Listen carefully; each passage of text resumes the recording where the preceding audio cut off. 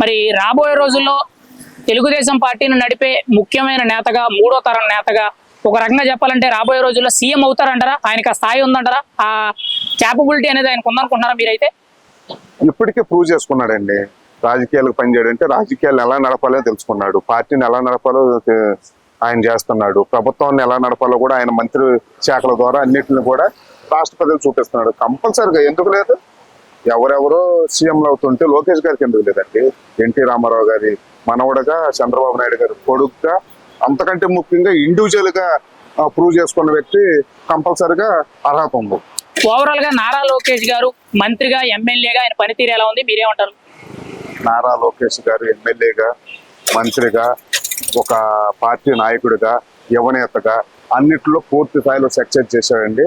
100కి నాకు తెలిసి 90% ఆయన సక్సెస్ఫుల్ గా పనిచేస్తున్నాడు. ఇంకా 10% మాత్రం ఇది ఉంది. అది కూడా సక్సెస్ఫుల్ గా 100% ఆయన అన్నిట్లో ముందుంటాడని మేము తప్పకుండా చెప్తున్నాం.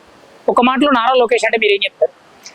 నారా లోకేష్ అంటే అందరికి ఒక ఆదర్శంగా, యూత్కి రాజకీయాల్లో ఒక విలువలకి నిలువెత్తు నిదర్శనంగా, ఒక బలమైన నాయకుడిగా, కమిట్మెంట్ గా పనిచేస్తున్నాడు.